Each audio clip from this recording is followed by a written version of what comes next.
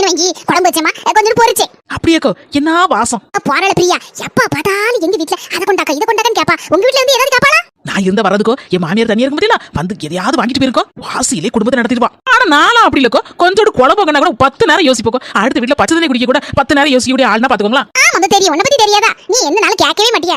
குழம்பு இறக்கியாச்சா? ஆமா இப்பதான் இறக்கி வச்சேன். நாளை யார் வீட்லயும் வாங்க மாட்டேங்க குழம்புலாம். உங்க வீட்டு குழம்புனா மட்டும் எனக்கு ரொம்ப பிடிக்கும் பாத்துக்கோங்க. வாசம் வேற 8 வீட்டுக்கு மணக்குவா, அதனால தான் எனக்கு ரொம்ப பிடிக்கும். அதுவும் எனக்காக கேட்க மாட்டேன், என் மாமியார் தான் கொஞ்சோண்டு குழம்பு இருந்தா திங்கும். ரசமும் வெறும் கீரை கூட்டு தான் வச்சிருக்கேன். மீன் குழம்புனா அதுக்கு கொஞ்சம் சாப்பாடு இறங்கும். அதனால தான் கொஞ்சோண்டு ஒரு கிண்ணத்துல ஒரு குழம்பு மீனும் கொஞ்சோண்டு குழம்பு ஊத்திட்டு ஒரு பொரிச்சி மீன் மட்டும் போதுக்கும். ஒன்னே மட்டும் போதும். ஆமா, உன் மாமியார் வயசான காலத்துல பாவம் ரசமும் கீரை கூட்ட வச்சு எப்படி திங்கும்? சரி கொஞ்சம் குழம்பும் பொரிச்ச மீனும் எடுத்துட்டு வரேன். சூப்பர். இப்போ கொஞ்சோண்டு குழம்பு வாங்குறதுக்குள்ள என்ன பாடுபட வேண்டியிருக்கு. என்ன பண்ணே இந்தா என்னக்கா இதெல்லாம் நல்ல பெரிய பெரிய துண்டா போட்டு குழம்பு வர நிறைய வச்சு கொடுத்துருக்கிய.